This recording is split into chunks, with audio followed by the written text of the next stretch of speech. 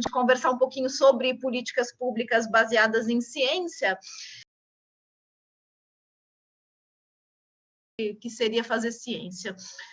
No Brasil, principalmente, não existe ninguém defendendo a ciência dos movimentos anticientíficos e pseudocientíficos que ela sofre. E eu comecei a me deparar com o meu trabalho de divulgação, que também começou querendo mostrar a beleza da ciência. Eu comecei a me deparar nesse caminho com alguns ataques que a ciência sofria, de movimentos anticientíficos e de movimentos pseudocientíficos que acabavam culminando em políticas públicas de governo que eram completamente contrárias ao que a ciência mostrava e que acabavam também prejudicando bastante o bolso do cidadão, porque ele acaba acreditando em um monte de teorias que não são comprovadas cientificamente, acaba gastando muito dinheiro pessoal ou público, quando a gente fala de políticas públicas, com terapias e comércio de produtos que não são cientificamente comprovados.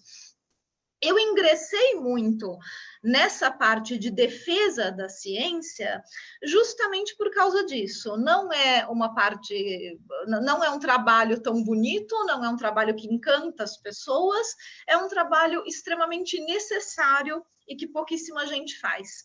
Então, a gente tem uma série de políticas públicas hoje, principalmente na área de saúde, que não levam em conta evidências científicas para sua formulação. Na área de saúde, né, que é o que o meu instituto agora está lidando como carro-chefe, a gente tem 29 práticas integrativas e complementares no SUS, se chamam PICs, que não tem nenhum embasamento, nenhuma evidência científica, mas que são pagas com o nosso dinheiro. Os nossos impostos pagam para implementar essas práticas no SUS e elas colocam em risco a vida de todos os cidadãos. Além da saúde, tem outras áreas de políticas públicas que acabam sofrendo com a falta de conhecimento científico dos nossos legisladores, deputados, senadores, etc. Então, para dar um exemplo bastante divertido, a gente tem uma lei municipal em São Paulo e, se não me engano, em algumas outras cidades do Brasil também, que proíbe o uso de aparelhos celulares no posto de gasolina, porque aparentemente o posto vai explodir. Não tem nenhuma evidência científica disso, o posto não vai explodir, e ninguém respeita essa lei, porque todo mundo sabe que ela é bobagem. Inclusive, hoje você pode pegar o seu celular ligado no posto de gasolina e, através de um aplicativo, você paga para encher o tanque. Então, é uma lei que não serve para nada, mas que movimentou muito dinheiro público para ser implementada. E a lei existe e é vigente. E ninguém observa porque sabe que a lei não serve para nada. Então, a gente roda em falso com políticas públicas ineficazes e que não são baseadas em ciência. E, ao mesmo tempo em que existe uma grande preocupação no Brasil em divulgar a ciência, não tinha ninguém fazendo esse trabalho de defender que a ciência seja respeitada na formulação de políticas públicas e que o cidadão seja respeitado em seu direito do consumidor para comprar produtos que consigam comprovar sua eficácia de forma científica. A primeira ação do IQC é tentar mapear o quanto que se investe realmente nessas práticas alternativas no SUS. E isso deveria estar disponível no DataSUS, deveria ser transparente. As contas públicas, né, da União deveriam ser justamente públicas.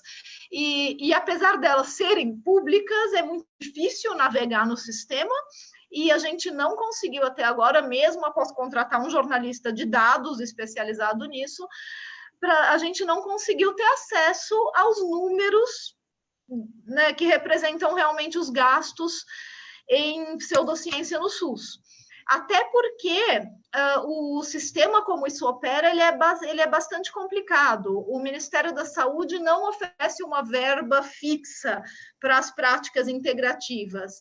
Essa verba vai para o Programa de Atenção Básica de Saúde e o município que decide como vai aplicar e se vai aplicar em práticas integrativas e complementares. Então, a gente teria que desmembrar o que cada município faz e onde ele aplica nas suas unidades básicas públicas de saúde. É um trabalho interminável de busca de dados. Vai ser muito difícil a gente conseguir ter uma ideia do quanto o Brasil investe em práticas integrativas e complementares. Essas práticas fazem parte do SUS, algumas desde 2006 e completaram 29 no ano passado. Né?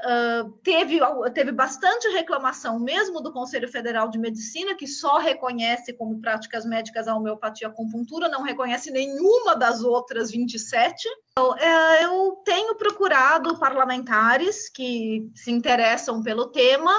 Alguns me deram um bom retorno, a gente tem marcado, então, algumas reuniões para conversar com esses parlamentares, ver o que eles podem fazer nas suas comissões, onde eles estão inseridos, para propor projetos de lei, para tentar barrar projetos de lei também que sejam contrários à ciência. E a gente vai tentar trabalhar em conjunto e atrair cada vez mais parlamentares para a causa.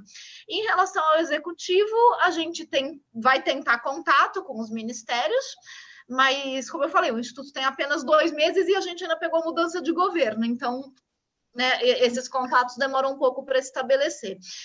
O que a gente pretende como estratégia para o Instituto, além do contato com o governo e parlamentares e produção de conteúdo, é realmente conseguir disponibilizar informação de qualidade para a população.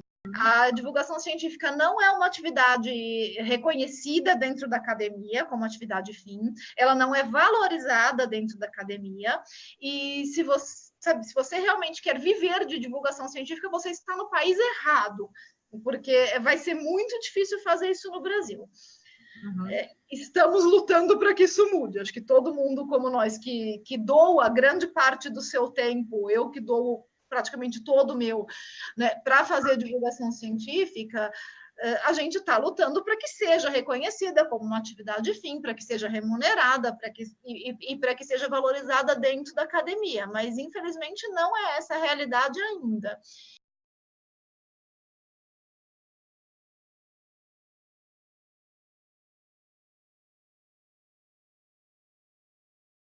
É exatamente isso que a gente precisa mostrar quando a gente trabalha com divulgação da ciência, que a ciência, diferente dos dogmas, ela é dinâmica, ela muda e ela muda em relação a novas evidências que surgem.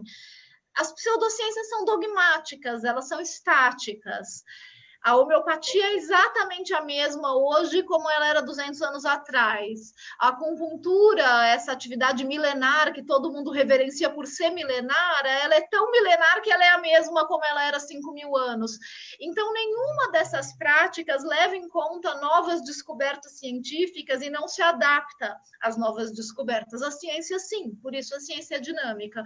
No momento que a gente consegue explicar para a população que essa característica é o que faz a ciência ser ciência, eu acho que daí a gente consegue explicar como a ciência funciona, por que ela é dinâmica e acabar, inclusive, com aquela dúvida que uma grande parte da população que não tem contato com a ciência fica com essa impressão de que esses cientistas não sabem do que eles estão falando, cada hora é uma coisa, toda hora eles mudam. Não, eles mudam porque a ciência tem essa característica de mudar em face a novas evidências. Já a pseudociência não, ela vai continuar sempre estática, ela vai continuar sempre dogmática. Isso acontece com todas as pseudociências, com astrologia, com medicina alternativa, com o terraplanismo, elas são estáticas. A divulgação científica não é o único caminho. No caso do Brasil, a gente está falando de uma população que não tem nem acesso à educação básica. Então, se a gente for pensar na população instruída, daí sim, a divulgação científica é um caminho que precisa ser trilhado e que precisa a gente precisa explicitar realmente para as pessoas como a ciência faz parte do cotidiano, como influencia decisões do cotidiano e, principalmente, como influencia todas as tecnologias que permeiam o nosso dia a dia. A gente não tem, sem ciência a gente não estaria tendo essa conversa, a gente não teria os aparelhos celulares que a gente usa, a gente não teria o conforto de ter energia elétrica nas nossas casas. A gente precisa divulgar os antibióticos que salvaram a vida do seu filho, as vacinas que salvaram a vida do seu filho, a tecnologia que permite com que você se proteja do frio, que você use um aparelho celular para se comunicar com o seu familiar que está do outro lado do mundo. Então, a gente precisa colocar a ciência dentro... Colocar não, ela já está lá. A gente precisa mostrar para o cidadão que a ciência já está no cotidiano dele e que sem a ciência ele não vive. Muito obrigada.